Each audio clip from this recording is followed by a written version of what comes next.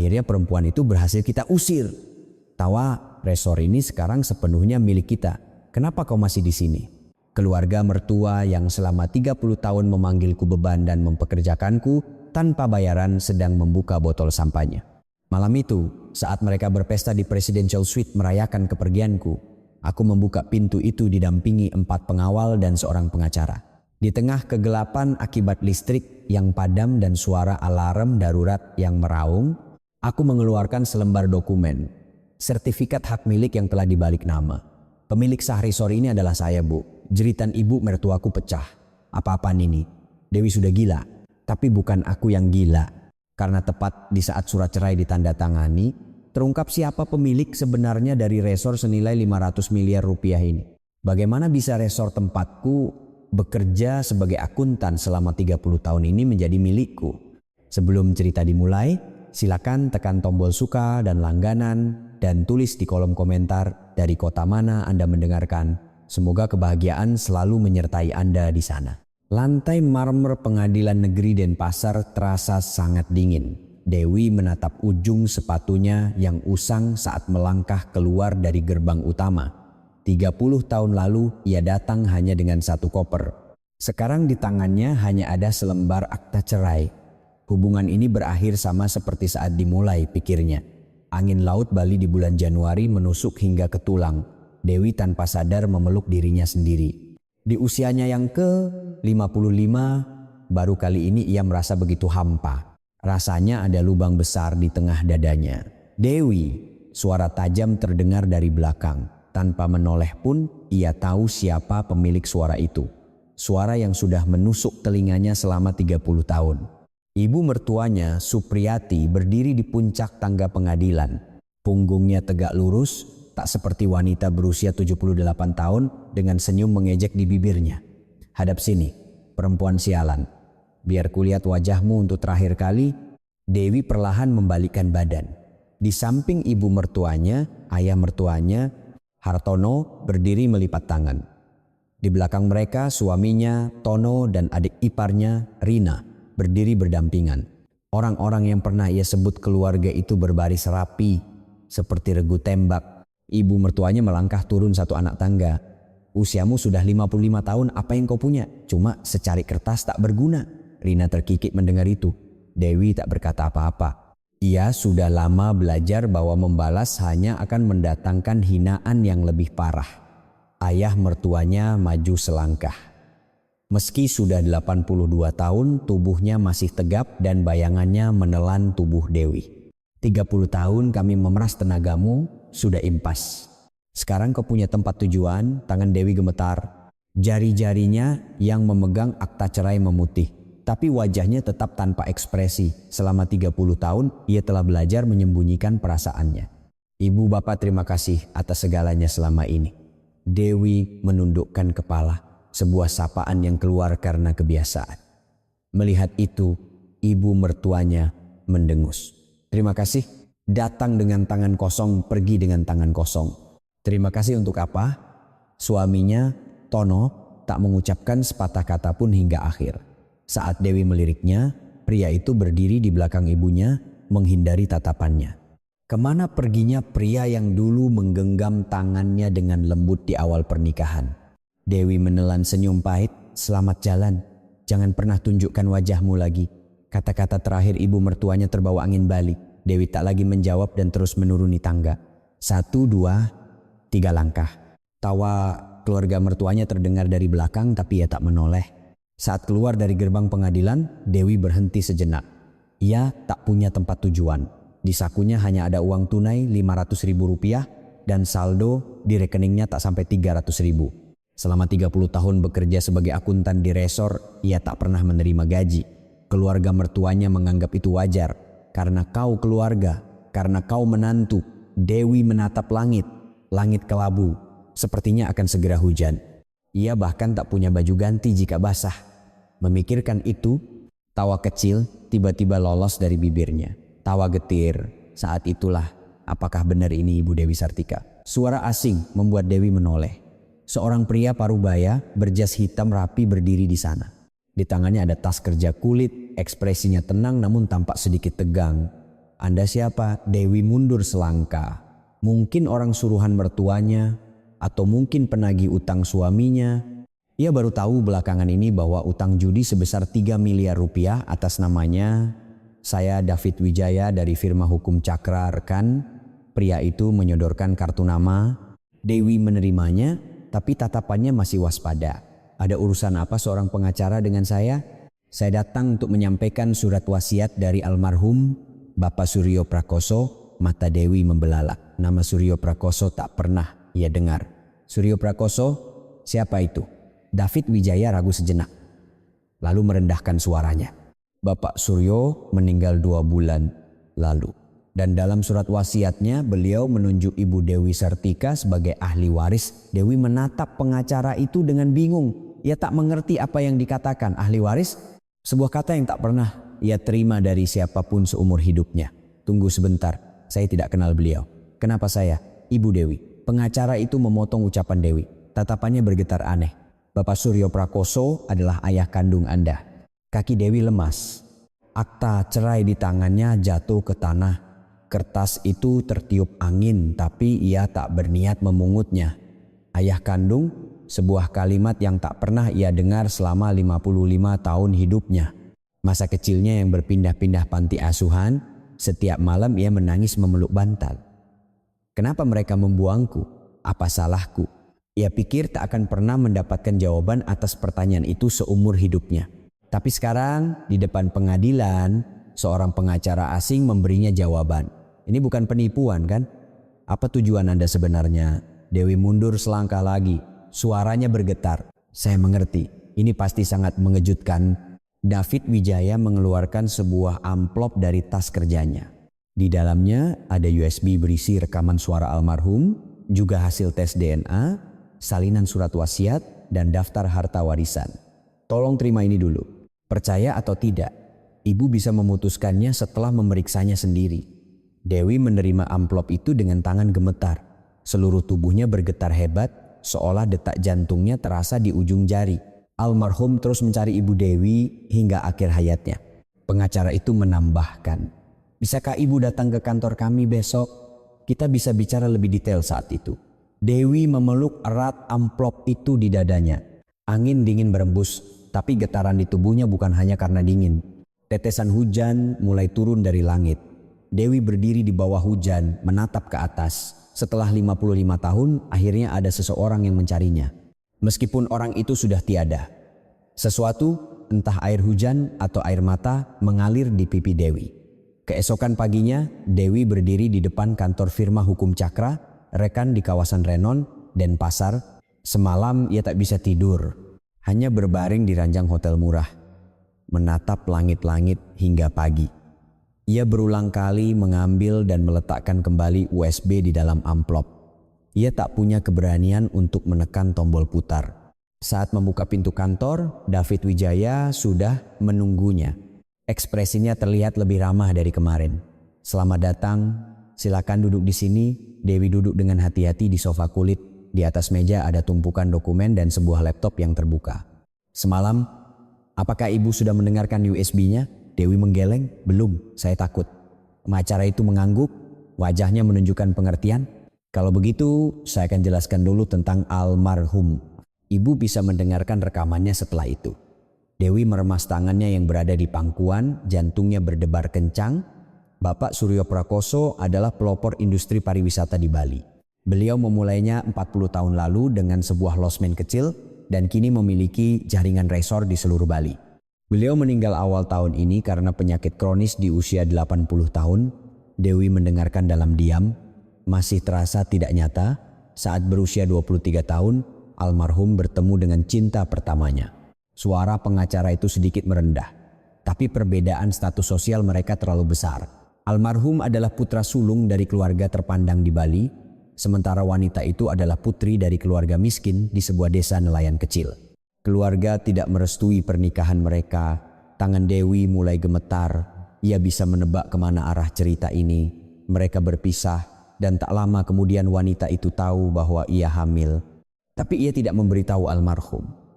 Ia melahirkan anak itu sendirian dan karena kesuwi ulah baya Kesuli. Dewi menutupi wajahnya dengan kedua tangan. Bahunya bergetar pelan. Sebuah kisah yang tak pernah ia dengar selama 55 tahun. Ia tak pernah tahu kenapa ia dibuang, siapa orang tuanya. Kenangan masa kecil yang berpindah-pindah panti asuhan dan tangisan setiap malam kembali terlintas. Sebelum bertemu Ibu Rahayu pada usia 15 tahun, kata keluarga hanyalah milik orang lain baginya. Almarhum menemukan Anda 20 tahun yang lalu melalui seorang detektif swasta. Dewi mengangkat wajahnya. Matanya merah dan basah. 20 tahun lalu, kenapa beliau tidak menemui saya? Pengacara itu memasang ekspresi prihatin. Saat itu almarhum sudah memiliki istri sah dan seorang putra. Beliau khawatir jika tiba-tiba muncul akan mengacaukan hidup Anda. Dan yang terpenting, pengacara itu berhenti sejenak. Beliau tahu perlakuan yang Anda terima di resor milik mertua Anda. Mata Dewi membelalak. Beliau tahu, ya, almarhum beberapa kali datang ke Bali dan mengamati Anda dari jauh. Beliau melihat Anda bekerja dari subuh hingga larut malam. Juga melihat Anda sendirian menyiapkan makanan di dapur saat hari raya. Hati Dewi terasa sesak. Fakta bahwa ada seseorang yang memperhatikannya terasa tidak nyata. Karena itulah almarhum memutuskan, meskipun tidak bisa muncul secara langsung, beliau akan melindungi Anda dengan cara lain. Pengacara itu mengeluarkan selembar dokumen dan meletakkannya di atas meja. Almarhum mendirikan sebuah perusahaan induk terpisah bernama PT Cakrabuana. Dan atas nama perusahaan itu, beliau membeli resor yang dikelola oleh keluarga mertua Anda. Dewi menatap dokumen itu dengan tak percaya. Resor mertua saya? Tapi saya tidak pernah dengar cerita seperti itu. Keluarga mertua Anda tidak tahu. Mereka hanya tahu resor itu diakuisisi oleh sebuah perusahaan investasi. Mereka tidak pernah memeriksa siapa pemilik sebenarnya. Pikiran Dewi menjadi kacau. Resor tempat ia bekerja selama 30 tahun ternyata milik ayah kandungnya. Almarhum melakukan investasi besar-besaran di resor itu. Nilai pasarnya saat ini sekitar 500 miliar rupiah. Dewi mendengar angka itu tapi masih belum bisa mempercayainya. 500 miliar. Jumlah yang tak terbayangkan baginya yang seumur hidup tak pernah digaji. Dan dalam surat wasiatnya, beliau menuliskan ini. Pengacara itu membuka salinan surat wasiat. Kepemilikan resor dialihkan kepada putriku, Dewi Sartika, pada hari perceraiannya disahkan, atau pada hari ulang tahunnya yang ke-55, mana saja yang datang lebih dulu. Dewi menggigit bibirnya. Kemarin adalah hari perceraiannya disahkan dan bulan depan adalah ulang tahunnya yang ke-55. Bagaimana dengan pajak warisan? Almarhum sudah menyiapkannya melalui dana perwalian terpisah. Dana untuk membayar pajak warisan sekitar 200 miliar rupiah sudah tersedia. Dewi terdiam untuk waktu yang lama, pikirannya kosong. Sekarang, apakah ibu mau mendengarkan rekaman suara almarhum? Pengacara itu bertanya dengan hati-hati. Dewi menjawab dengan suara gemetar. Ya, saya mau mendengarkannya. Pengacara itu menekan tombol putar di laptop. Setelah hening sejenak, suara rendah dan serak terdengar. Dewiku, Dewi menahan napas. Suara yang baru pertama kali ia dengar seumur hidupnya. Tapi anehnya, hatinya terasa sesak. Meninggalkanmu 55 tahun yang lalu adalah dosaku seumur hidup. Seorang ayah tidak bisa melindungi anaknya sendiri. Aku tidak berharap dimaafkan. Tapi tolong ketahui satu hal ini. Suara dalam rekaman itu terputus sejenak. Terdengar suara batuk. Sepertinya direkam di ranjang rumah sakit. Tak sehari pun aku melupakanmu. Aku tahu bagaimana kau hidup, betapa susahnya dirimu. Maafkan ayah Dewiku. Baru sekarang aku bisa menjadi seorang ayah. Air mata Dewi tumpah ruah. Ia tak bisa menahannya. Kepedihan yang menumpuk selama 55 tahun meledak seketika. Hiduplah dengan bangga membawa namamu. Semua yang ayah tinggalkan adalah milikmu. Rekaman berakhir. Di dalam kantor itu hanya tersisa suara isak tangis Dewi. Setelah menangis cukup lama, Dewi membuka suara. Kenapa beliau tidak muncul saat masih hidup? Suaranya pecah. Ada nada penyesalan di dalamnya. Tapi di saat yang sama, ada juga rasa terima kasih. Ia pikir tak ada seorang pun yang peduli padanya, ternyata ia salah. Pengacara itu berkata pelan, ada pesan terakhir yang almarhum sampaikan sebelum meninggal. Dewi mengangkat kepalanya. Beliau meminta saya menyampaikannya pada putriku. Hiduplah untuk dirimu sendiri sekarang. Jangan biarkan siapapun menginjak-injakmu lagi. Dewi menyeka air matanya dan menatap keluar jendela. Langit biru Bali terlihat cerah. Setelah 55 tahun, akhirnya ia punya seseorang yang bisa ia panggil ayah. Meskipun sudah tak ada di dunia ini. Dewi mengepalkan tangannya. Ayah, mulai sekarang aku akan hidup untuk diriku sendiri. Di saat yang sama, di Presidential Suite Resort, suara gabus sampahnya meletus. Akhirnya kita usir juga dia. Ibu mertua Supriyati mengangkat tinggi gelas sampahnya. Wajahnya tampak lega, seolah beban 30 tahun telah terangkat. Ayah mertua Hartono duduk bersandar di sofa dengan ekspresi puas. Sekarang resor ini sepenuhnya milik kita. Tak perlu lagi melihat wajah menantu sialan itu. Rina terkikik sambil mengambil roti lapis. Kak, lega kan rasanya? Selama 30 tahun kita seperti memelihara benalu. Suaminya, Tono, berdiri di dekat jendela, menatap laut dalam diam. Wajahnya muram, tapi tak ada yang peduli. Ibu mertuanya menenggak sampahnya lalu berkata dengan gembira, besok kita harus mulai renovasi interior. Kamar yang dia pakai bongkar semua dari temboknya. Tepat pada saat itu, semua lampu di suite itu padam. Apa ini? Mati lampu? Ayah mertuanya sontak berdiri. Dalam kegelapan pekat tak ada yang terlihat. Lalu alarm darurat mulai berbunyi. Suara siren yang melengking bergema di seluruh koridor. Ibu mertuanya menjerit. Astaga, ada apa ini? Dalam kegelapan, pintu suite terbuka. Sesosok siluet muncul dengan latar belakang cahaya merah dari lampu darurat koridor. Seorang wanita berjas hitam. Itu Dewi. Di belakangnya berdiri 4 pengawal berjas hitam dan David Wijaya. Ibu mertuanya mengucek mata dan berteriak, "Hei Dewi, kenapa kau di sini? Bukankah kemarin kau sudah diusir?" Dewi tidak menjawab. Ia berjalan perlahan memasuki suite. Suara hak sepatunya menggema di lantai marmer. Ini bukan langkah seorang menantu yang selama 30 tahun selalu menunduk. Lampu darurat menyala, memandikan ruangan dengan cahaya merah. Wajah Dewi terlihat. Ada sisa bekas tangis malam di matanya, tapi tatapannya kokoh. Ibu bapak, Dewi membuka suara. Suaranya tidak bergetar. Selama 30 tahun saya baik-baik saja. Ayah mertuanya maju. Apa maksudmu? Untuk apa kau datang ke sini? Dewi memberi isyarat pada pengacaranya. David Wijaya mengeluarkan 2 lembar dokumen dari tasnya dan meletakkannya di atas meja. Ini adalah sertifikat hak milik yang sudah dibalik nama dan ini adalah surat perintah pengosongan. Ibu mertuanya menyambar dokumen itu. Wajahnya memucat saat membaca tulisan di dalamnya. Apa ini? Pemilik resor, Dewi Sartika? Dewi maju selangkah. Pemilik resor ini adalah saya, Bu. Ayah mertuanya merebut dokumen itu.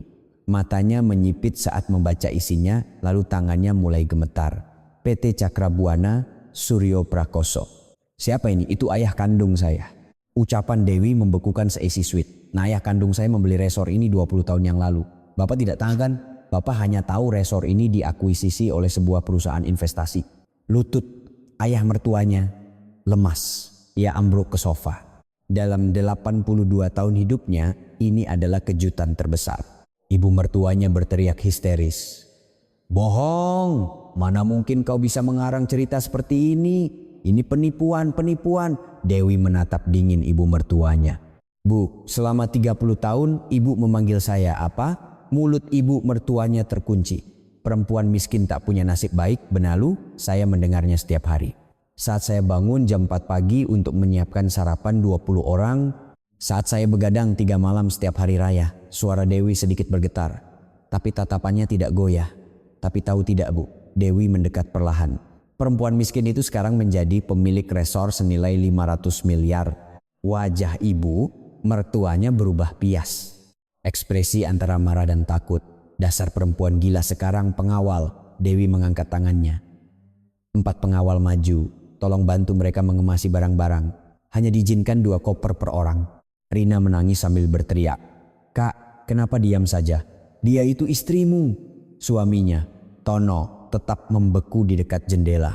Wajahnya pucat pasih. Matanya bertemu dengan Dewi, tapi ia tak bisa berkata apa-apa. Dewi menatap suaminya sejenak, lalu mengalihkan pandangan. Ia tahu tak ada lagi yang bisa diharapkan. Mobil sudah menunggu di lobi. Tolong tinggalkan tempat ini sebelum malam berakhir. Para pengawal mengepung keluarga mertuanya.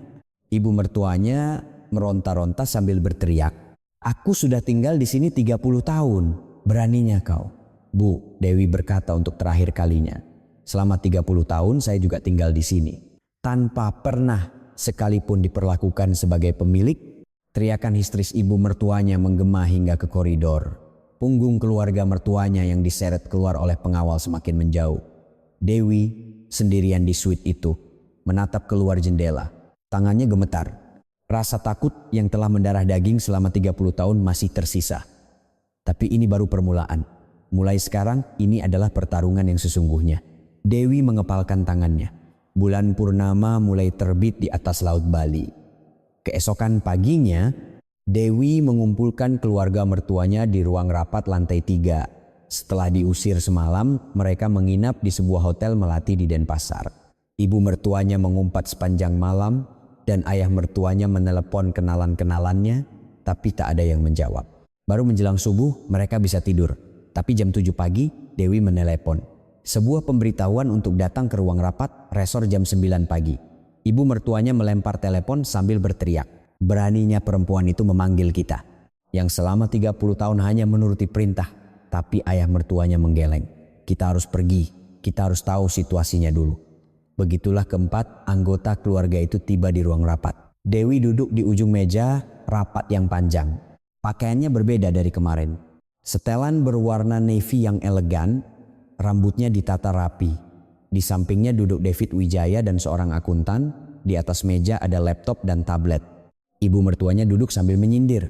"Ada apa? Kenapa membuat keributan seperti ini?" Dewi tidak menjawab, malah mengambil tablet. "Ibu, bapak silakan duduk. Ada yang ingin saya tunjukkan." Ayah mertuanya menyipitkan mata. Firasatnya buruk. Dewi menyalakan layar tablet. Gambarnya terpampang di layar besar. Ini adalah rincian rekening biaya operasional resort selama 15 tahun terakhir. Layar dipenuhi angka-angka. Rincian pemasukan dan pengeluaran diurutkan berdasarkan tanggal. "Pak, total uang yang keluar dari rekening ini selama 15 tahun adalah 8 miliar rupiah. Wajah ayah mertuanya menegang. "Itu dipakai untuk biaya operasional." "Apa masalahnya biaya operasional?" Dewi mengganti tampilan layar. Sebuah dokumen baru muncul. Ini adalah rincian pengeluaran operational resort yang sebenarnya selama periode yang sama. Gaji karyawan, biaya pemeliharaan, bahan makanan, biaya perbaikan. Semuanya dijumlahkan tapi tidak cocok dengan angka 8 miliar yang keluar dari rekening. Ruang rapat menjadi hening. Keringat mulai membasahi dahi ayah mertuanya. Jadi kami melacaknya, kemana perginya 8 miliar itu. Dewi kembali mengganti tampilan layar. Sertifikat hak milik sebuah apartemen muncul. Apartemen di kawasan Seminyak dibeli 3 tahun lalu seharga 5 miliar rupiah. Nama pemiliknya adalah Ibu Ratih Wijayanti. Mata ibu mertuanya membelalak. Wajahnya menunjukkan bahwa ia kenal nama itu. "Pak, siapa Ibu Ratih Wijayanti?" Ayah mertuanya tidak bisa menjawab, bibirnya bergetar. Dewi melanjutkan dengan tenang. "Wanita yang sudah Bapak temui selama 15 tahun kan? Saya juga tahu. Saat hari raya, ketika Bapak tiba-tiba menghilang, saya tahu kemana Bapak pergi." Ibu mertuanya sontak berdiri. "Apa? Kau punya simpanan selama 15 tahun? Ayah mertuanya menunduk, "Tak ada yang bisa disangkal. Dan kau membelikannya apartemen dengan uang resor kita." Suara ibu mertuanya melengking. Ia melayangkan tinju ke arah suaminya. "Dasar tua bangka tidak tahu diri. Usia sudah 80 lebih. Apa-apaan ini?" Dewi mengangkat tangan untuk menenangkan. "Bu, sebentar, belum selesai." Ibu mertuanya terengah-engah sambil kembali duduk. Dewi mengoperasikan tabletnya. Layar baru muncul. Ini adalah rincian penggunaan kartu kredit perusahaan. Atas nama ibu, wajah ibu mertuanya memucat. Total penggunaan selama 5 tahun terakhir adalah 2 miliar rupiah. Butik mewah di mall, toko bebas bea, lapangan golf, semuanya untuk keperluan pribadi. Dewi menampilkan foto-foto struk, tas mewah, jam tangan, pakaian, kosmetik, daftar belanja yang tak ada habisnya. "Bu, ini namanya penggelapan. Ibu menggunakan uang perusahaan untuk kepentingan pribadi. Ibu mertuanya membentak. Penggelapan, aku ini nyonya di resor ini. Aku pakai uangku sendiri. Apa masalahnya nyonya? Dewi tersenyum dingin. Bu, resor ini sudah menjadi milik ayah saya sejak 20 tahun lalu. Ibu bukan pemilik, hanya pengelola. Tapi karena ibu menggunakan uang pemilik seenaknya, itu jelas penggelapan. Mulut ibu mertuanya ternganga. Ia kehabisan kata-kata. Dewi mengalihkan pandangannya ke samping. Rina duduk menunduk. Rina, kau juga punya sesuatu untuk dikatakan kan? Rina tersentak. Saya tidak. Kau meminjam uang dari rentenir sebesar 1 miliar kan? Wajah Rina memutih. Untuk membayar bunga utang itu, kau mengambil uang dari orang tua kan? Sebesar 500 juta. Dewi menampilkan riwayat transaksi rekening di layar. Uang yang masuk ke rekening Rina terlihat jelas. Tahu tidak uang ini dari mana? Dari rekening operasional resor. Ibu yang memberikannya. Rina mulai terisak. Aku tidak tahu. Ibu bilang dia hanya memberikannya. Tidak tahu? Dewi menghela napas. Rina, selama 30 tahun di rumah ini, banyak hal yang tidak saya ketahui. Tapi tidak tahu bukan berarti tidak bersalah. Keheningan yang berat menyelimuti ruang rapat. Dewi terakhir menatap suaminya Tono. Tono tidak mengucapkan sepatah kata pun sejak rapat dimulai. Ia menunduk dalam hanya menatap meja. Mas, Dewi memanggilnya. Tono perlahan mengangkat kepala. Matanya merah. Ceritamu juga harus dibicarakan. Dewi menampilkan layar baru. Dokumen pinjaman 3 miliar rupiah. Uang yang dipinjam atas nama saya. Bahu Tono merosot. Saya tidak pernah meminjam uang ini. Tapi kenapa atas nama saya? Tono menggigit bibirnya. Tapi tak ada suara yang keluar. 10 tahun lalu saat bisnismu bangkrut, kau ingat membawa KTP dan surat-suratku? Suara Dewi mulai bergetar. Bukan karena marah, tapi karena kehampaan. Utang itu membengkak menjadi 3 miliar. Bunganya terus menumpuk. Tono bergumam pelan. Maaf. Dewi tersenyum getir. Kau pikir kata itu cukup? Selama 30 tahun aku hanya mendengar kata itu. Maaf. Tapi tidak ada yang berubah. Dewi kembali mengganti layar. Tangkapan layar pesan ponsel muncul. Tahu ini apa? Wajah Tono berubah menjadi abu-abu. Pesan yang kau kirim ke resepsionis resor sejak 12 tahun yang lalu. Di layar terpampang pesan-pesan mesra layaknya sepasang kekasih. Dewi tidak membacakannya dengan suara keras. Ibu mertuanya menatap tajam putranya. Tono, apa ini benar? Tono tidak menjawab. Keheningannya adalah jawaban. Dewi menatap suaminya untuk waktu yang lama. Pria yang menggenggam erat tangannya di hari pernikahan 30 tahun lalu. Pria yang selalu berkata tidak apa-apa saat ia kesulitan. Sejak kapan jadi seperti ini? Dewi menelan air matanya. Ia berjanji tidak akan menangis. Ia tidak mau lagi menunjukkan air mata di depan orang-orang ini. Jadi kesimpulannya begini. Dewi merangkum sambil menatap layar. Penggelapan oleh bapak 8 miliar. Penggelapan dan penyalahgunaan oleh ibu 2 miliar.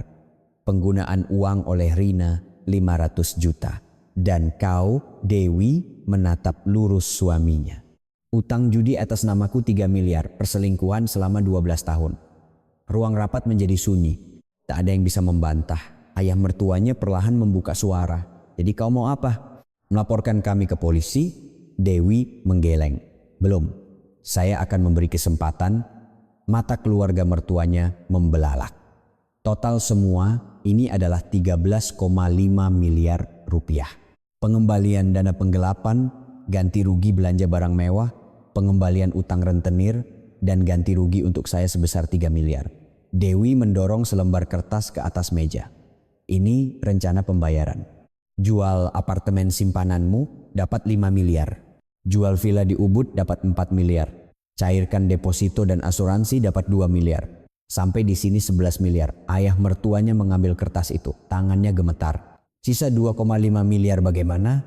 Bekerja. Dewi berkata dengan tenang, di resort ini. Sesuai dengan kondisi kesehatan, kalian bisa mengerjakan pekerjaan ringan.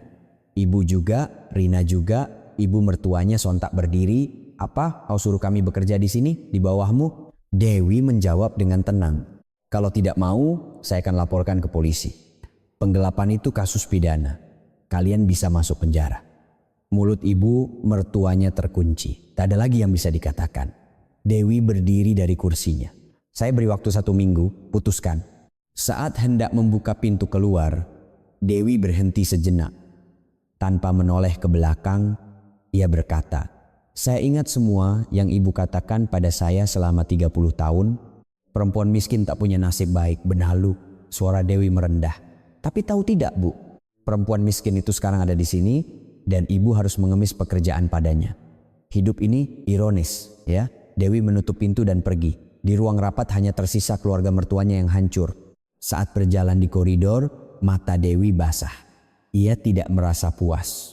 Mereka adalah orang-orang yang telah bersamanya selama 30 tahun. Orang-orang yang ia percayai sebagai keluarga. Tapi sekarang ia tahu, baginya mereka tidak pernah menganggapnya keluarga. Dewi menatap keluar jendela.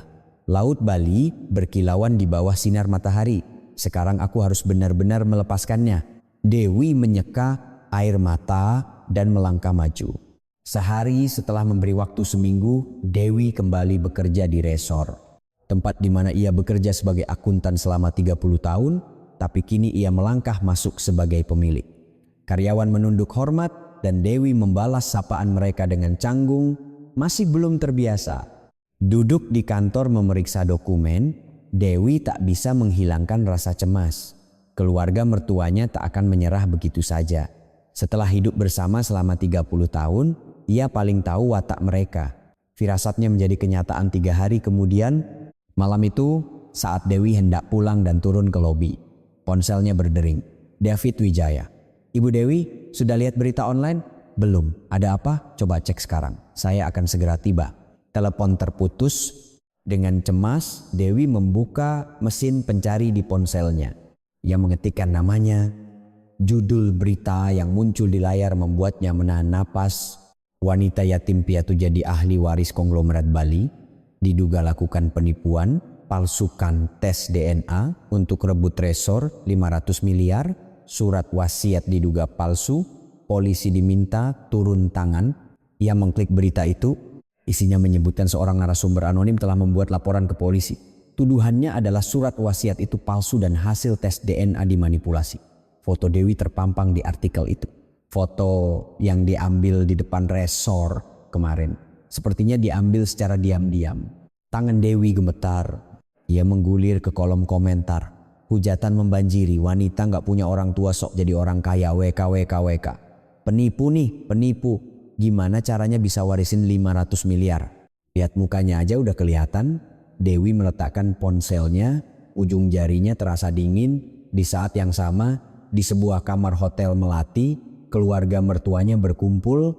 Ibu mertua Supriyati menatap ponselnya dengan puas. "Pak Budi kerjanya bagus." Begitu disebar ke wartawan, langsung naik beritanya. Ayah mertua Hartono mengangguk.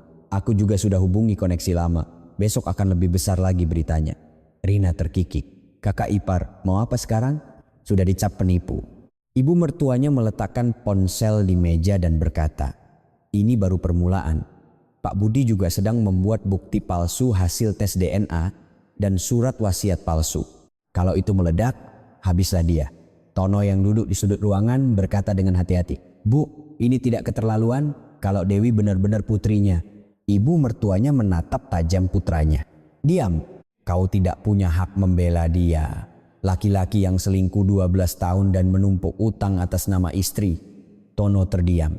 Ibu mertuanya menatap keluar jendela sambil bergumam. 30 tahun aku besarkan, malah tidak tahu berterima kasih dan mengusirku. Aku tidak akan diam saja." Keesokan paginya, situasi memburuk. Saat Dewi tiba di gerbang utama resor untuk bekerja, langkahnya terhenti melihat pemandangan di depannya. Puluhan orang berkumpul di depan gerbang. Di tangan mereka ada spanduk. "Penipu keluar. USI Arhali waris palsu. Ungkap kebenaran." Mereka adalah demonstran bayaran. Siapapun bisa lihat mereka bergerak terorganisir. Di samping mereka, beberapa orang memegang kamera YouTube. Begitu Dewi turun dari mobil, orang-orang langsung mengerumuninya. "Itu dia. Itu orangnya." Kilatan kamera menyala. Kamera diarahkan tepat ke wajahnya. "Ibu Dewi, apa benar surat wasiat itu palsu?" Tolong beri komentar soal tuduhan manipulasi tes DNA. Bagaimana Anda merebut resor 500 miliar ini? Dewi tak bisa berkata apa-apa. Pikirannya kosong. Teriakan terdengar dari segala arah dan kilatan kamera tak henti-hentinya menyala. Saat itulah sesuatu melayang dari kerumunan. Plak, sebutir telur mendarat tepat di dada jas Dewi.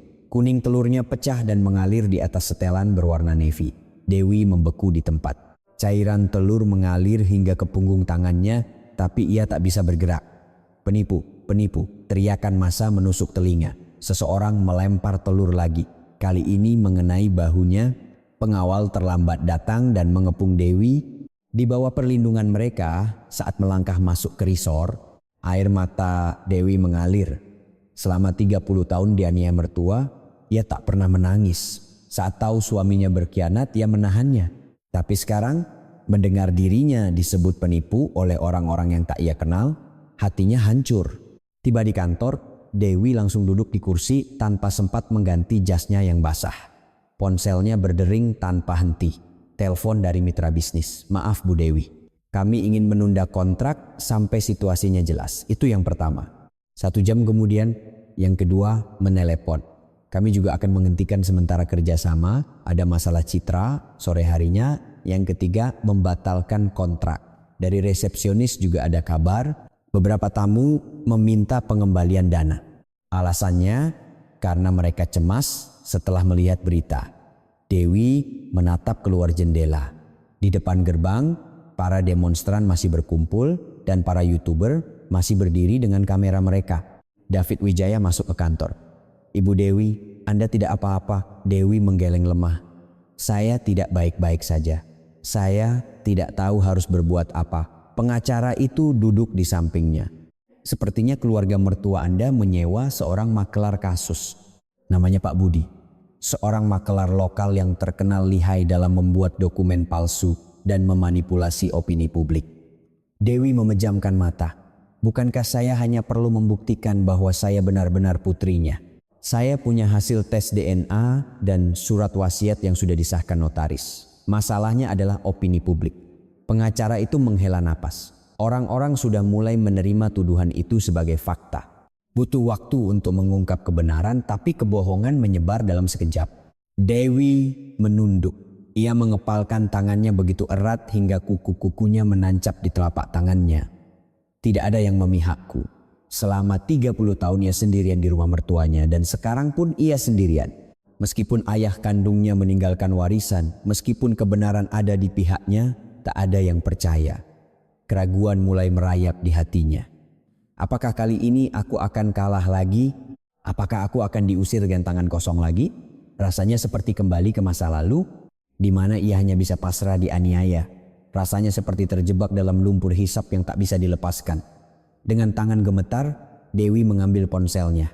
Ia ingin menelepon ibu angkatnya, Rahayu, tapi ia urungkan. Ia tak mau menunjukkan sisi lemahnya. "Ibu Dewi," pengacara itu berkata pelan, "Anda tidak boleh menyerah. Kebenaran pasti akan terungkap." Dewi mengangkat kepalanya, matanya merah dan basah. "Pak David, apakah saya benar-benar bisa menang?"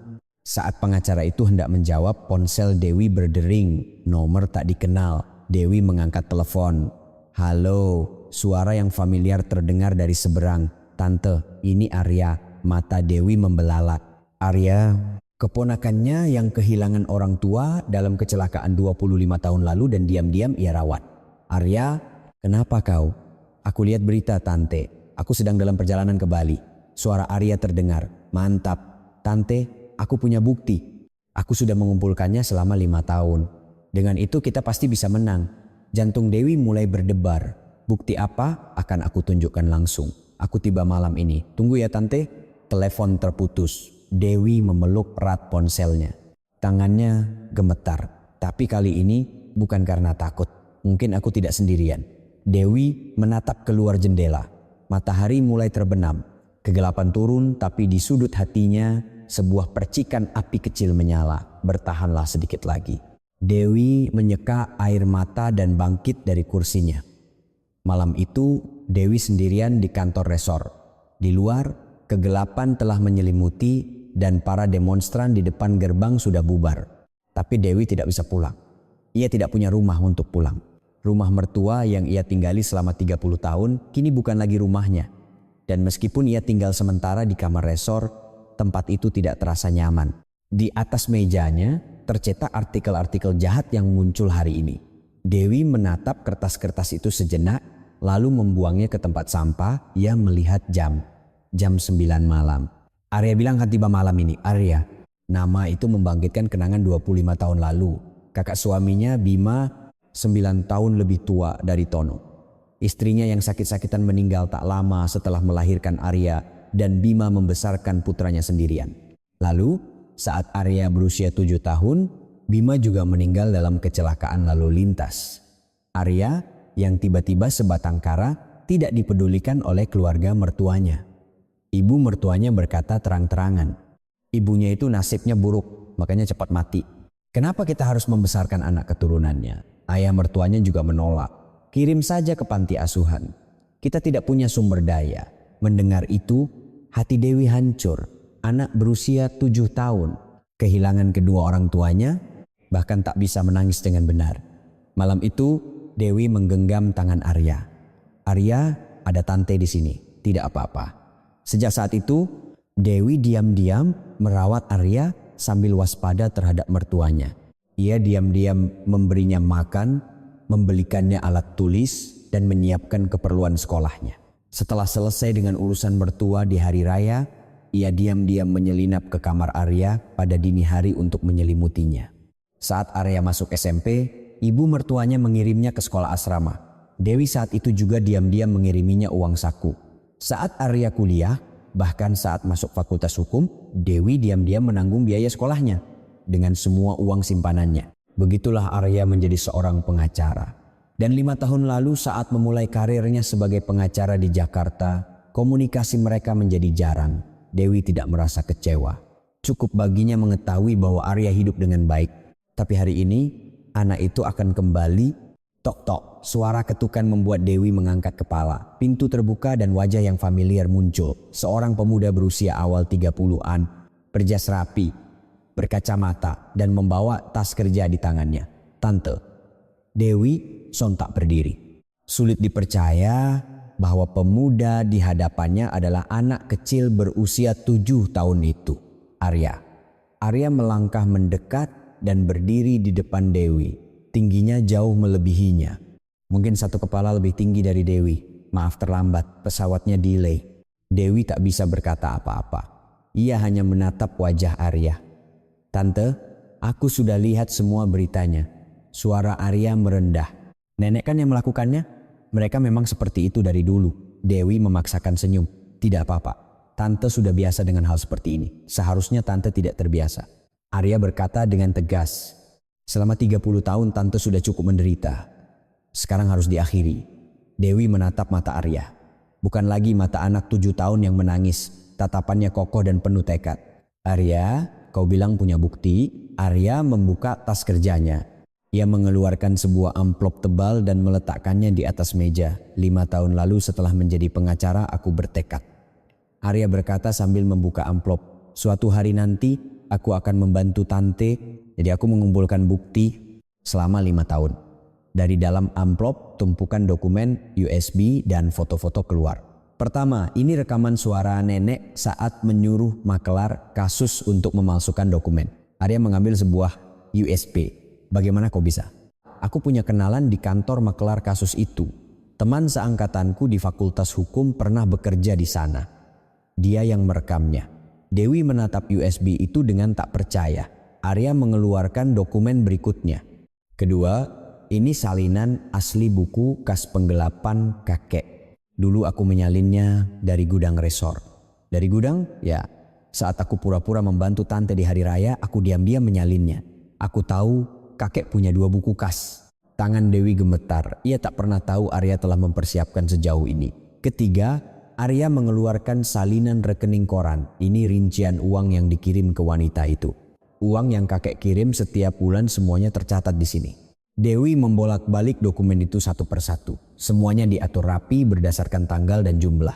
Terlihat jelas betapa telatennya ia selama 5 tahun. Dan ini yang paling penting. Arya mengeluarkan sebuah perekam suara kecil. Ini apa? Rekaman selama 30 tahun. Mata Dewi membelalak. Sejak aku kecil, setiap hari raya aku diam-diam merekamnya. Kata-kata yang nenek ucapkan pada tante. Suara Arya bergetar, termasuk saat tante bangun jam 4 pagi untuk menyiapkan sarapan 20 orang. Saat tante mencuci piring tanpa sempat makan sesuap nasi pun, juga saat nenek memakimu. Semuanya sudah aku rekam.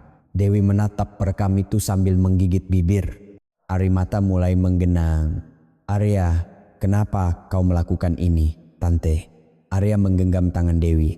Saat aku 7 tahun, ayahku meninggal. Waktu itu nenek mau membuangku. Ingat? Dewi mengangguk. Tante yang menggenggam tanganku. Tante bilang tidak apa-apa, ada tante di sini. Mata Arya memerah. Satu kalimat itu yang menyelamatkanku. Sejak saat itu aku bertekad. Suatu hari nanti, aku pasti akan membantu tante. Dewi tak bisa lagi menahannya. Air mata mengalir di pipinya. Arya, aku bisa masuk fakultas hukum dengan uang sekolah yang tante kirimkan diam-diam. Dengan uang itu aku menjadi pengacara. Arya menggenggam erat tangan Dewi. Aku menjadi pengacara untuk tante. Sekarang, biarkan aku yang berjuang. Dewi menangis terseduh-seduh. Kepedihan dan kesepian yang ia pendam selama 30 tahun tumpah ruah. Aku tidak tahu kau akan kembali sebesar ini. Arya memeluk Dewi. Tante tidak sendirian lagi. Ada aku di sini. Dewi memeluk punggung Arya dan menangis untuk waktu yang lama. Setelah beberapa saat, Dewi menyeka air mata dan bertanya, Arya, dengan bukti-bukti ini apa kita benar-benar bisa menang? Arya mengangguk. Kita adakan konferensi pers. Kita ungkap kebenaran di depan semua media. Konferensi pers, ya. Opini publik sekarang sedang buruk kan? Untuk membalikkannya sekaligus, kita harus menunjukkan bukti yang kuat. Arya merapikan dokumen-dokumen itu sambil berkata, rekaman makelar kasus, buku kas penggelapan, rekaman kekerasan verbal. Kalau kita putar semua ini, opini publik akan berbalik. Dan saya akan bersaksi langsung di kursi saksi. Dewi menatap Arya. Bersaksi? Ya. Saya akan ceritakan semua bagaimana tante hidup selama 30 tahun. Tatapan Arya kokoh. Tante, jangan sembunyi lagi. Lawan dengan gagah. Aku akan ada di samping tante. Dewi menatap Arya untuk waktu yang lama. Anak kecil yang menangis di usia 7 tahun itu telah kembali sebagai orang dewasa yang bisa diandalkan. Dewi menyeka air mata dan mengangguk. Baiklah, ayo kita lakukan. Arya tersenyum. Tante, aku lapar. Aku ingin makan masakan tante lagi setelah sekian lama. Dewi tertawa. Wajahnya bercampur antara tangis dan tawa. Baiklah, tante masakin. Mau makan apa? Sayur asem. Dulu tante sering diam-diam memasakkannya untukku. Rasanya masih belum bisa kulupakan. Dewi menggenggam tangan Arya dan bangkit dari kursinya. Di luar jendela bulan bersinar. Bulan yang bersinar bahkan dalam kegelapan. Ia tidak sendirian. Dewi merasakan sesuatu yang hangat tumbuh dari lubuk hatinya untuk pertama kalinya setelah sekian lama. Itu adalah harapan. Hari konferensi pers ballroom utama resor penuh sesak. Wartawan dari seluruh media nasional berdatangan. Puluhan kamera terpasang dan kilatan lampu tak henti-hentinya menyala. Siaran langsung YouTube juga berjalan bersamaan. Dewi menunggu di belakang panggung. Tangannya gemetar. Jantungnya serasa mau meledak. Tante, tidak apa-apa. Arya bertanya di sampingnya. Dewi mengangguk, tapi suaranya tak keluar. Hari ini, hari di mana kebenaran yang terpendam selama 30 tahun akan diungkapkan ke dunia. Ia harus mempertaruhkan segalanya. Tante, Arya menggenggam tangan Dewi. Aku ada di sampingmu. Tante tidak sendirian. Dewi menatap Arya. Anak kecil yang menangis itu kini melindunginya. Dewi menarik napas dalam-dalam. Ayo, tirai panggung terbuka. Dewi berjalan ke atas podium. Hujan kilatan kamera menyambutnya. Matanya silau, tapi Dewi menatap lurus ke depan. Di barisan paling depan, keluarga mertuanya duduk. Ibu mertua Supriyati melipat tangan dengan senyum mengejek. Ayah mertua Hartono juga tampak santai.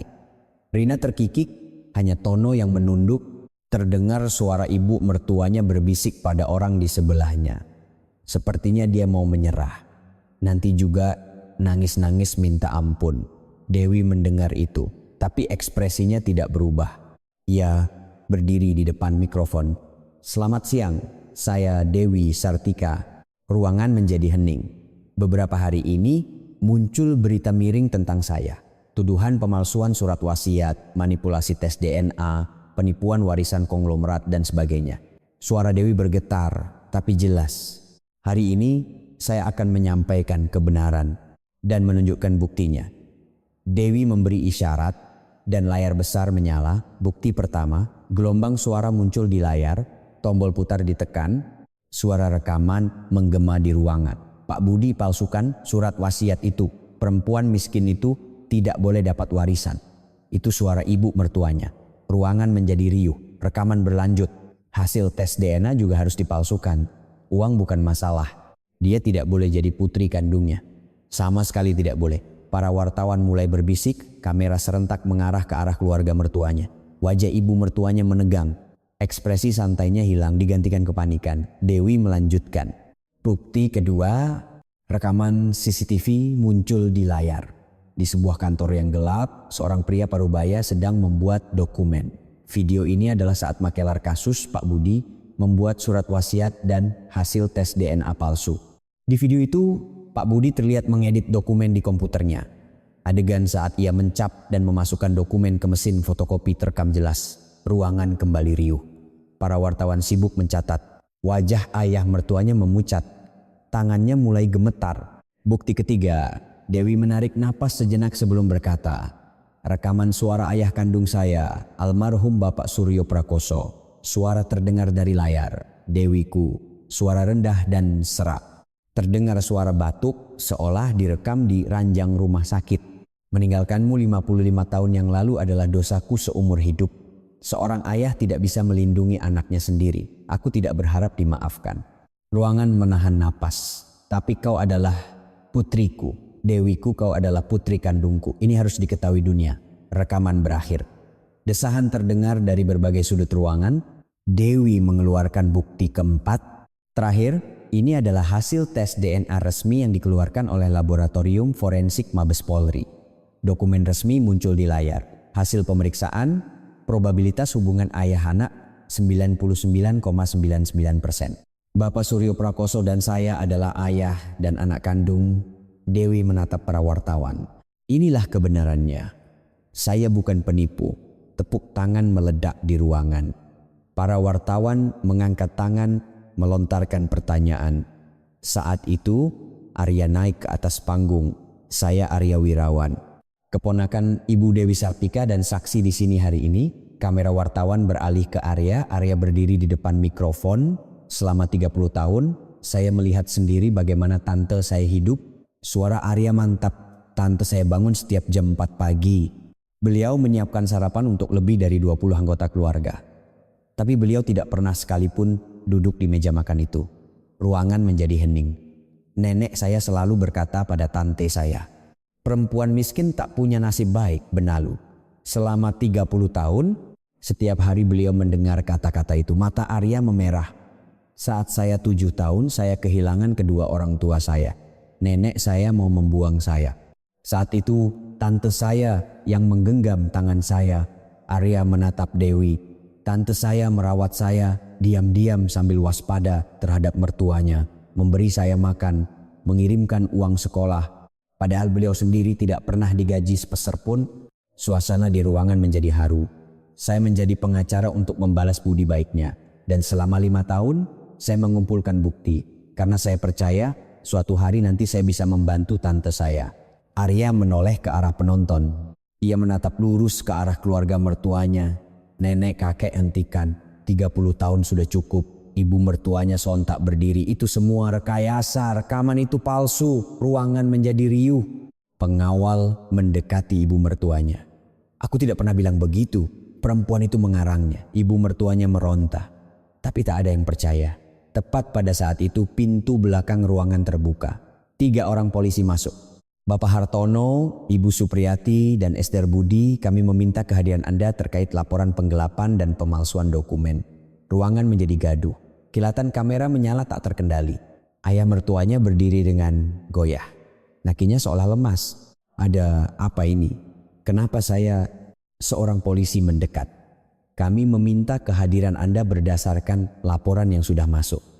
Dalam seminggu akan diputuskan apakah surat perintah penahanan akan dikeluarkan. Ibu mertuanya terduduk lemas, kakinya tak kuat menopang. Tidak mungkin, tidak mungkin. Rina menangis. Tono hanya menunduk dalam tanpa kata. Dewi menyaksikan pemandangan itu. Orang-orang yang selama 30 tahun menginjak-injaknya kini hancur. Tapi ia tidak merasa puas. Di dalam hatinya bukan rasa senang karena balas dendam yang muncul, melainkan perasaan hampa. Bukan marah, bukan gembira. Hanya kehampaan seperti telah meletakkan beban yang sangat berat. Konferensi pers berakhir. Dewi turun dari panggung, kakinya gemetar. Arya memapahnya, "Tante, sudah selesai, kita menang." Dewi mengangguk, matanya basah. "Arya, terima kasih. Terima kasih untuk apa? Aku hanya melakukan apa yang seharusnya." Dewi menatap keluar jendela. Sinar matahari menerpa, akhirnya selesai. Kegelapan 30 tahun telah sirna dan cahaya mulai masuk. Malam itu judul berita berubah, balas dendam mengharukan menantu yang dianiaya 30 tahun. Yang palsu ternyata keluarga mertua. Drama balik ahli waris sejati. Ibu mertua yang perintahkan pemalsuan terancam ditahan. Opini publik berbalik. Kolom komentar dipenuhi dukungan untuk Dewi. Dewi naik ke atap resor menatap laut. "Ayah, aku berhasil." Angin berembus. Seolah sebuah jawaban angin yang hangat. Dewi memejamkan mata. Untuk pertama kalinya dalam 30 tahun hatinya terasa ringan. 3 hari setelah konferensi pers, situasi benar-benar berbalik. Artikel yang mendukung Dewi bermunculan. Dan komentar yang menghujat keluarga mertuanya membanjiri. Ibu dan ayah mertuanya bolak-balik ke kantor polisi untuk diperiksa dan makelar kasus Budi sudah ditahan. Dewi perlahan mulai menemukan kembali kehidupannya. Operasional resort mulai normal dan 2 mitra bisnis yang sempat memutus kontrak kembali menghubunginya. Tamu hotel juga mulai meningkat. Ia pikir semuanya sudah berakhir. Tapi itu adalah sebuah kekeliruan. Pagi itu saat Dewi sedang memeriksa dokumen di kantornya. Tiba-tiba terdengar teriakan dari lobi. "Dewi, keluar, cepat keluar." Dewi melihat ke bawah dari jendela. Di lobi sekitar 5 atau 6 pria berkerumun. Wajah mereka sangar dan suara mereka kasar. Pengawal mencoba menghalangi, tapi mereka tidak mundur. "Bayar 3 miliar. Suamiku meminjam uang atas namaku." Wajah Dewi menegang. Mereka adalah penagih utang suaminya. Dewi turun ke lobi. Arya dan David Wijaya menyertainya. "Ada apa ini?" Dewi bertanya dengan tenang. Tapi di dalam hatinya, jantungnya berdebar kencang. Seorang pria yang tampak seperti pemimpin mereka maju. Usianya sekitar pertengahan 40-an, tatapannya tajam. "Ibu Dewi Sartika, kan? Suami Anda, Tono, meminjam 3 miliar. Atas nama Anda." "Itu bukan saya yang meminjam. Suami saya memalsukan nama saya. Itu urusan kalian." Ya, pria itu menyeringai. "Di atas kertas itu nama Anda. Secara hukum kami harus menagihnya pada Anda." Arya maju. "Saya pengacara. Utang itu timbul karena pemalsuan identitas dan saat ini sedang dalam proses gugatan pembatalan. Jika Anda melakukan penagihan dengan cara ilegal, kami bisa menuntut Anda." Penagih utang itu mendengus. "Gugatan? Nau tahu berapa tahun itu akan berlangsung? Kami butuh uangnya sekarang." Pria itu meninggikan suaranya. "Dalam seminggu jika 3 miliar tidak dibayar, kami akan datang ke sini setiap hari dan mengganggu bisnis kalian. Kami akan beritahu semua tamu bahwa pemilik di sini adalah seorang penunggak utang." Tamu di lobi mulai berbisik. Wajah para karyawan memucat. Dewi menggertakkan giginya. Setelah konferensi pers, ia baru saja berhasil membalikan opini publik. Kini masalah lain muncul. Para pengawal mengantar para penagih utang keluar. Sambil pergi, mereka terus berteriak, "Seminggu! Siapkan uangnya dalam seminggu." Setelah lobi kembali tenang, Dewi menghela napas. Kenapa ini tidak pernah berakhir? Arya memegang bahu Dewi. "Tante, jangan khawatir, masalah pemalsuan nama ini akan saya urus. Mungkin butuh waktu, tapi pasti akan selesai." Dewi mengangguk. Tapi hatinya terasa berat. Siang harinya kabar buruk lain datang. David Wijaya tergesa-gesa masuk ke kantor. "Ibu Dewi, ada masalah." "Lagi? Kali ini apa?" Suara Dewi terdengar lelah. Putra Bapak Suryo Prakoso, Guntur Prakoso, mengajukan gugatan warisan. Mata Dewi membelalak. Guntur, putra dari istri sah ayahnya. Adik tiri yang 5 tahun lebih muda darinya. Gugatan? Gugatan apa? Gugatan pembatalan surat wasiat. Dia tidak bisa menerima adanya anak perempuan tersembunyi. Dia akan mempermasalahkan keabsahan hasil tes DNA. Begitu isinya. Pengacara itu menyodorkan dokumen, salinan surat gugatan. Dewi membacanya, tangannya gemetar. Hasil dari lab for Mabes Polri pun ada. Bagaimana bisa dia mempermasalahkan itu? Secara hukum dia bisa. Dia bisa mengklaim ada cacat prosedur dalam proses pemeriksaan atau meminta pemeriksaan ulang. Kemungkinan besar ini strategi untuk mengulur waktu. Dewi terduduk lemas di kursinya. Jadi putra kandung ayah saya tidak mau mengakui saya. Pengacara itu berkata dengan hati-hati. Dari sudut pandang Guntur, tiba-tiba muncul seorang kakak perempuan yang mengambil sebagian besar warisan. Mungkin sulit baginya untuk menerima. Dewi menatap keluar jendela, langit mulai mendung. Sore harinya, situasi semakin memburuk. Berita baru muncul di internet, perang warisan konglomerat pariwisata Bali. Anak perempuan tersembunyi versus putra sah. Harta warisan Suryo Prakoso 500 miliar, diperebutkan dua anak, tuntutan verifikasi ulang status anak, sengketa warisan diprediksi berkepanjangan. Artikel itu memuat wawancara dengan Guntur. Tiba-tiba muncul orang yang harus saya akui sebagai kakak. Apa itu masuk akal? Muncul setelah ayah meninggal dan mau mengambil warisan. Apa itu bisa diterima akal sehat? Dewi meletakkan ponselnya setelah membaca berita itu. Aku juga tidak menginginkan ini. Selama 55 tahun ia tak pernah melihat wajah ayah kandungnya. Ia hidup tanpa tahu namanya. Ayahnya yang lebih dulu mencarinya dan ayahnya yang meninggalkan warisan. Bukan keinginan Dewi, tapi dunia kini menggambarkannya sebagai orang yang serakah. Menjelang senja, ponsel Dewi berdering. Nomor tak dikenal. Dewi menjawab telepon dengan lelah. Halo, benar dengan Ibu Dewi Sartika? Ini dari UGD RSUP Sanglah. Jantung Dewi serasa berhenti. Anda terdaftar sebagai wali dari pasien Ibu Rahayu. Pasien baru saja dibawa ke UGD. Ibu kenapa? Apa yang terjadi? Serangan jantung. Saat ini sedang dalam penanganan darurat. Wali pasien dimohon segera datang. Dewi nyaris menjatuhkan ponselnya. Saya akan segera ke sana. Ibu saya tidak apa-apa, kan? Beliau bisa selamat, kan? Saat ini kami belum bisa memastikan. Mohon segera datang. Telepon terputus. Dewi berlari keluar kantor tanpa sempat mengambil tasnya. Di koridor, ia bertemu Arya. Tante, mau kemana? Ada apa, Ibu? Ibu Rahayu pingsan. Aku harus ke Denpasar. Suara Dewi bergetar. Air mata menggenang di matanya. Arya menggenggam tangan Dewi. Aku ikut. Kita ke bandara. Di dalam mobil menuju bandara, Dewi terus berdoa. Ibu, kumohon baik-baik saja. Aku tidak boleh kehilangan Ibu juga. Ibu Rahayu adalah satu-satunya keluarga bagi Dewi di dunia ini. Ia bertemu dengannya saat berusia 15 tahun dan selama 10 tahun hingga usia 25, Ibu Rahayu merawatnya seperti ibu kandung. Bahkan setelah menikah, setiap kali ia kesulitan, Ibu Rahayu selalu menghiburnya lewat telepon. Ibu Rahayu adalah satu-satunya orang yang bisa ia panggil ibu.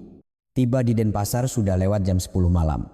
Dewi berlari masuk ke UGD rumah sakit. Ia bertanya pada perawat di mana pasien Ibu Rahayu sudah dipindahkan ke ICU. Lantai 3. Dewi berlari menaiki tangga. Tak ada waktu untuk menunggu lift. Saat tiba di depan ICU, seorang dokter keluar. Anda walinya? Ya, saya putrinya. Bagaimana keadaan ibu saya? Suara Dewi pecah. Krisisnya sudah lewat. Tapi untuk sementara waktu, beliau perlu istirahat total. Dewi nyaris ambruk di tempat. Arya memapahnya. Boleh saya menjenguk? Sebentar saja boleh. Dewi masuk ke dalam ICU. Di ranjang, Ibu Rahayu terbaring. Mengenakan masker oksigen dengan selang terpasang di seluruh tubuhnya. Wanita tua berusia 75 tahun itu tampak 10 tahun lebih tua dalam beberapa hari. Dewi berlutut di samping ranjang. Ibu Rahayu perlahan membuka mata. Pandangannya kabur tapi sepertinya ia mengenali Dewi. Dewiku. Suaranya terdengar lemah. Ibu, ini aku, Dewi. Dewi menggenggam tangan Ibu Rahayu. Tangannya dingin. Ibu lihat di berita. Ibu Rahayu berkata dengan susah payah. Dewiku, pasti berat sekali ya. Air mata Dewi tumpah ruah. Ibu, aku tidak apa-apa. Aku tidak bilang karena tidak mau ibu khawatir. Bohong. Ibu Rahayu tersenyum tipis. Ibu tahu betapa beratnya selama 30 tahun ini.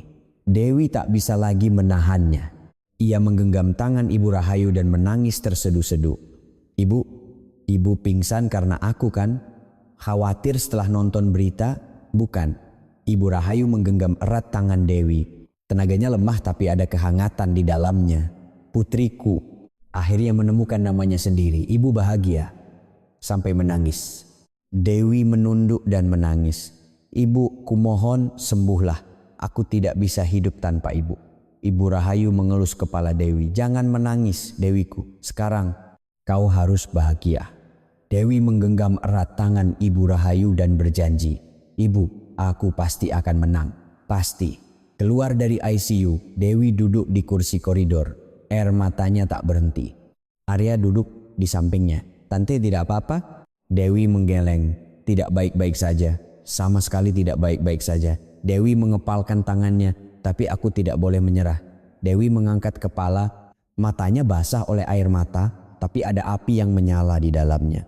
Demi ibu, aku harus menang. Entah itu penagih utang atau adik tiri, siapapun yang datang, aku tidak akan kalah. Arya mengangguk, aku akan ada di sampingmu sampai akhir. Dewi menatap keluar jendela rumah sakit. Di langit malam Denpasar, tak ada bintang yang terlihat. Tapi Dewi tahu, di atas awan pasti ada bintang. Tunggu saja, aku pasti akan mengakhirinya. Dewi menyeka air mata dan bangkit dari kursinya. Sebulan berlalu, ibu angkatnya, Rahayu, telah pulih dan keluar dari rumah sakit. Dewi bolak-balik antara Jakarta dan Bali untuk merawat ibunya sambil terus mempersiapkan persidangan. Arya dan David Wijaya bekerja siang malam merapikan dokumen dan akhirnya hari persidangan tiba. Pengadilan Negeri Denpasar, ruang sidang pidana. Dewi duduk di barisan paling depan. Di sampingnya ada Arya. Jantungnya berdebar kencang, tapi Dewi berusaha tetap tenang. Di kursi terdakwa duduk 4 orang. Ibu mertua Supriyati atas tuduhan penggelapan dan menyuruh melakukan pemalsuan dokumen. Ayah mertua Hartono atas tuduhan penggelapan. Adik ipar Rina atas tuduhan turut serta dalam penggelapan. Dan makelar kasus Budi atas tuduhan pemalsuan dokumen. Sebulan yang lalu, mereka adalah orang-orang yang merendahkannya. Kini mereka duduk di kursi terdakwa dengan kepala tertunduk. Wajah ibu mertuanya tampak 10 tahun lebih tua dalam sebulan dan punggung ayah mertuanya membungkuk. Hakim ketua memasuki ruangan. Semua berdiri lalu duduk kembali. Sidang dengan terdakwa Hartono dan kawan-kawan atas kasus penggelapan dan pemalsuan dokumen dengan ini dinyatakan dibuka. Suara hakim ketua menggema di ruang sidang. Sidang berjalan lancar. Bukti-bukti yang diajukan jaksa penuntut umum diperiksa satu persatu.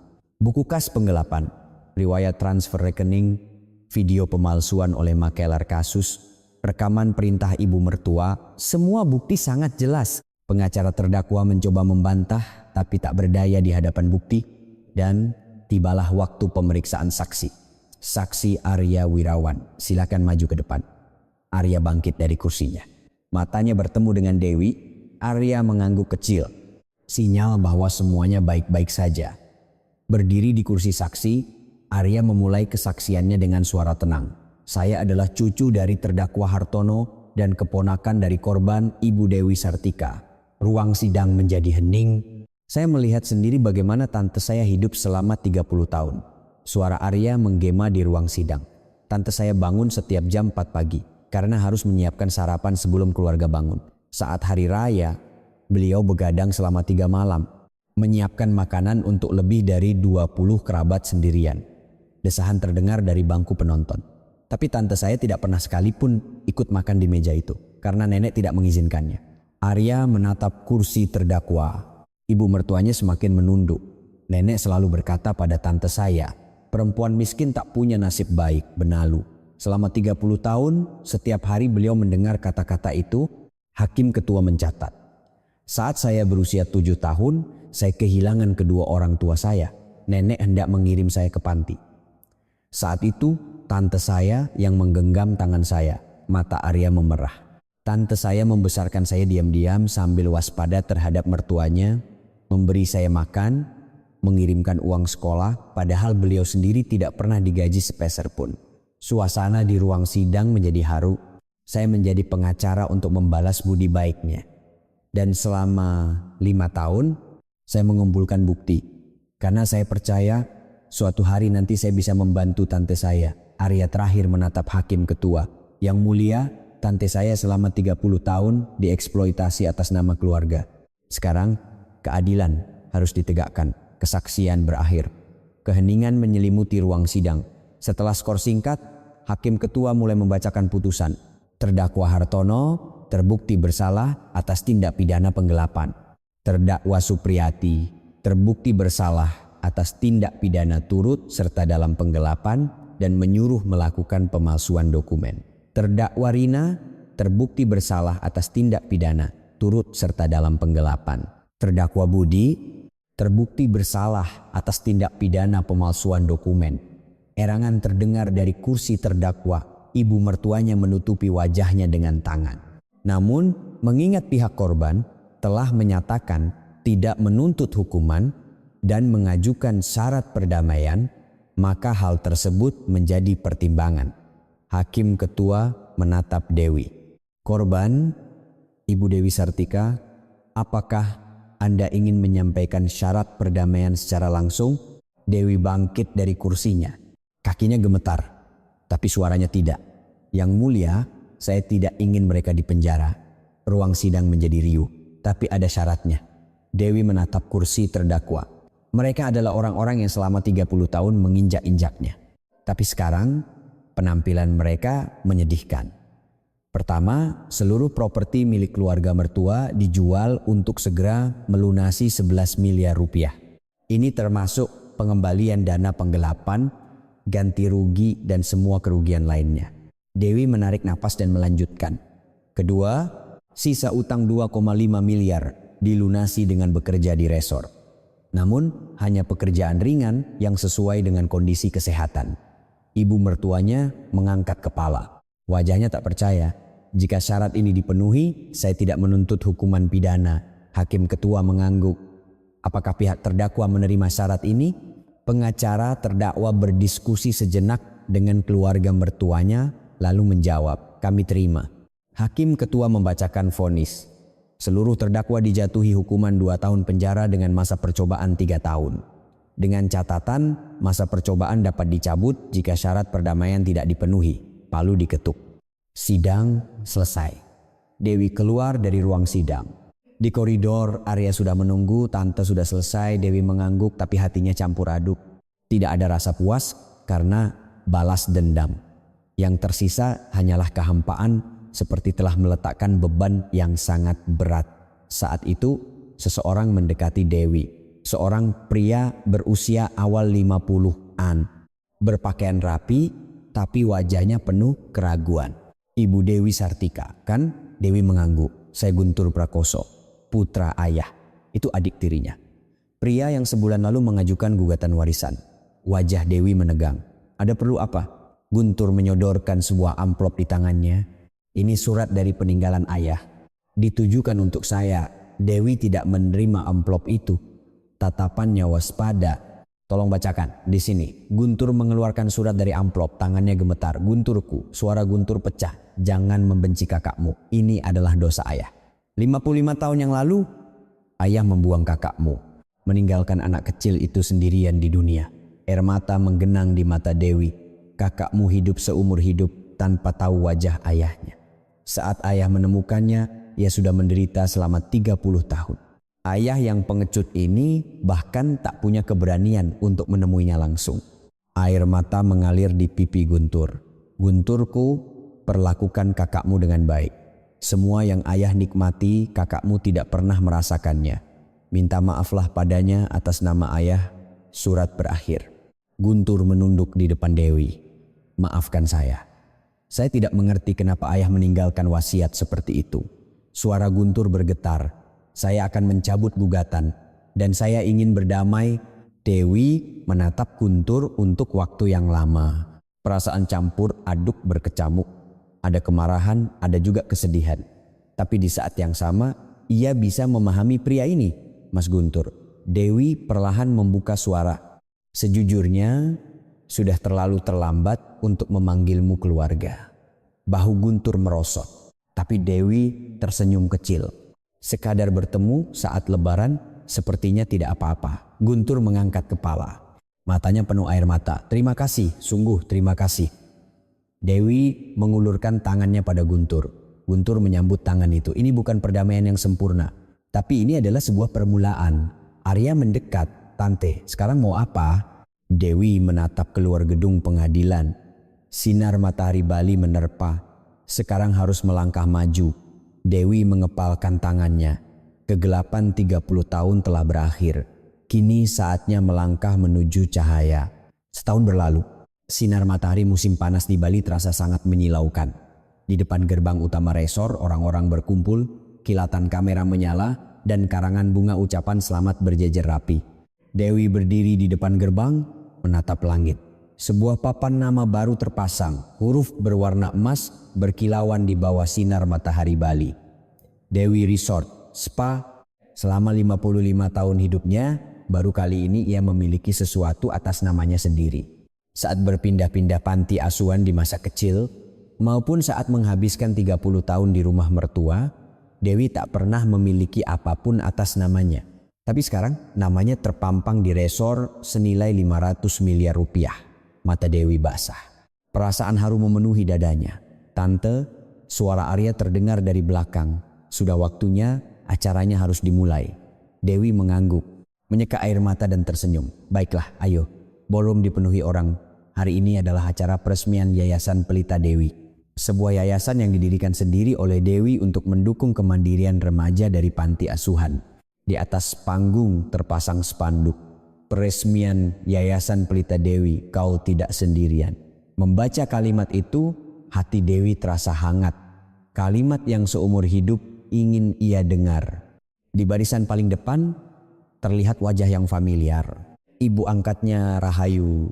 Ibu yang setahun lalu pingsan karena serangan jantung, kini telah pulih sepenuhnya. Hari ini ia terbang dari Jakarta ke Bali untuk menyaksikan acara putrinya. Ibu Rahayu menatap Dewi sambil menyeka air mata. Saat mata mereka bertemu, ia mengangguk, sinyal bahwa Dewi melakukannya dengan baik. Dewi naik ke atas panggung, berdiri di depan mikrofon. Ruangan menjadi hening. Ratusan pasang mata tertuju padanya. Dewi menarik napas sejenak, lalu membuka suara. Selamat siang, saya Dewi Sartika. Suaranya menggema di seluruh ruangan. Saya juga dibesarkan di panti asuhan. Bisikan kecil terdengar dari penonton. Saat kecil, saya tidak bisa melihat masa depan. Saya tidak tahu wajah orang tua saya dan tidak punya apa-apa selain nama saya sendiri. Suara Dewi sedikit bergetar, tapi ia tidak berhenti. Sampai usia 15 tahun, saya berpindah-pindah rumah. Tak ada tempat untuk saya. Setiap malam saya menangis memeluk bantal. Kenapa hanya aku yang terlahir seperti ini? Kenapa mereka membuangku? Jawaban atas pertanyaan itu tak pernah datang. Terdengar isak tangis dari berbagai sudut ruangan. Lalu pada usia 15 tahun, saya bertemu seseorang. Dewi menatap barisan paling depan. Matanya bertemu dengan Ibu Rahayu. Beliau menggenggam tangan saya. Beliau bilang tidak apa-apa, itu bukan salahku. Satu kalimat itu yang menyelamatkanku. Air mata mengalir di mata Dewi. Beliau adalah ibu saya. Hari ini beliau ada di sini. Pandangan penonton beralih ke Ibu Rahayu. Ibu Rahayu juga menangis. Tepuk tangan meledak. Ibu Rahayu berdiri dan menunduk hormat. Setelah tepuk tangan mereda, Dewi melanjutkan. Setelah itu pun saya mengalami banyak kesulitan. Saya melewati masa-masa sulit selama 30 tahun. Tapi saya tidak menyerah. Dewi memandang sekeliling penonton. Kepada para remaja yang hadir di sini hari ini, saya ingin mengatakan sesuatu. Suara Dewi menjadi mantap. Kalian tidak sendirian. Mungkin sekarang dunia terlihat gelap. Mungkin kalian merasa tidak ada yang membantu. Tapi tidak begitu. Dewi tersenyum. Saya juga pernah merasakannya. Tapi akhirnya saya bertemu dengan orang yang menggenggam tangan saya. Kalian juga pasti akan bertemu. Dewi merentangkan kedua tangannya. Dan sekarang saya yang akan menggenggam tangan kalian. Yayasan ini akan menjadi pagar pelindung yang kokoh untuk kalian. Tepuk tangan membahana di ruangan, tepuk tangan sambil berdiri. Dewi turun dari panggung, Ibu Rahayu mendekat dan memeluknya. Dewiku, kau hebat sekali. Ini semua berkat ibu. Tanpa ibu, aku tidak akan sampai di sini. Keduanya berpelukan untuk waktu yang lama. Saat resepsi berlangsung setelah acara, Arya mendekati Dewi. Tante, mulai hari ini aku resmi jadi penasihat hukum yayasan. Dewi tertawa. Aku tahu. Kalau bukan kau, siapa lagi? Arya tersenyum malu. Dan ini dari Mas Guntur. Arya menunjuk sebuah karangan bunga. Karangan bunga besar dengan pita emas. Selamat Kak, Guntur Prakoso. Dewi menatap karangan bunga itu dan tersenyum.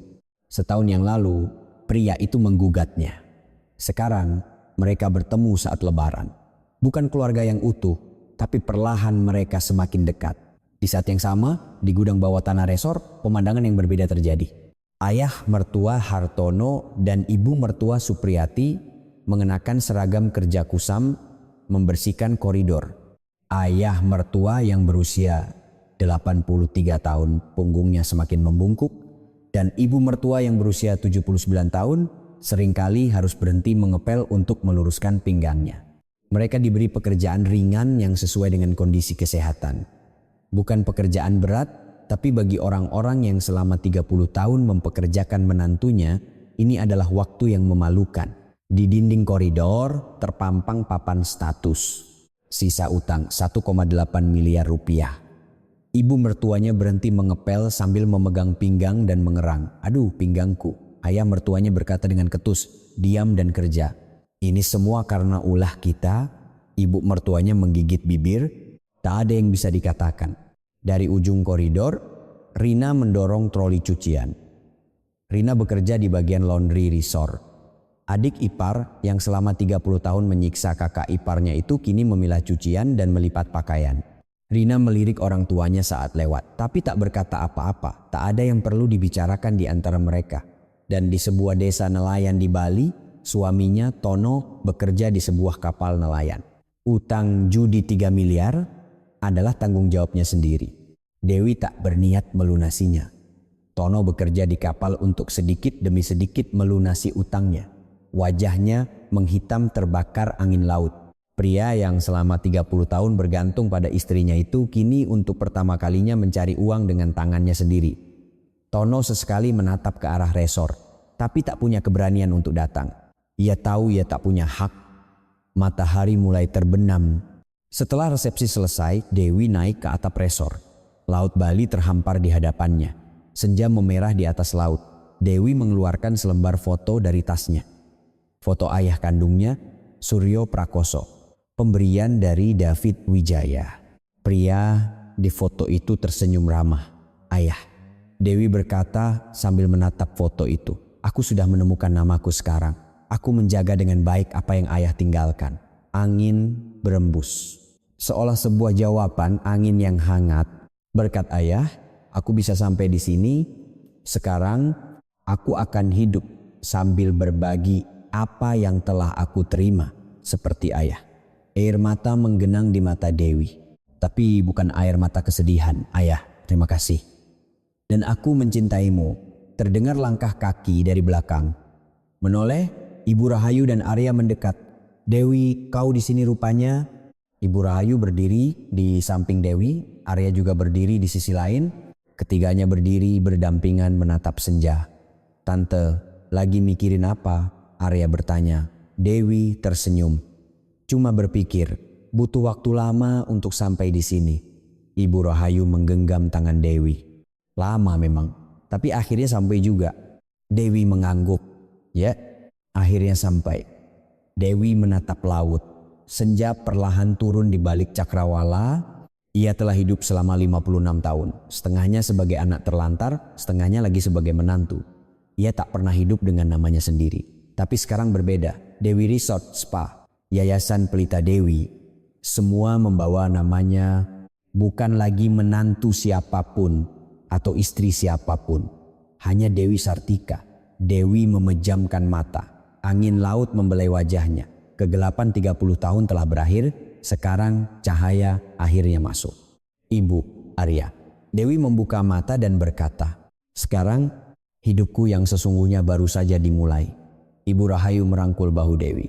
Arya tersenyum cerah. Ketiganya berdiri di sana hingga senja benar-benar hilang. Di atas laut Bali, bintang-bintang mulai bermunculan satu persatu. Di mata Dewi pun cahaya bintang berkelip. Jika cerita hari ini meninggalkan sedikit getaran di hati Anda boleh mampir lagi ke sini sesekali.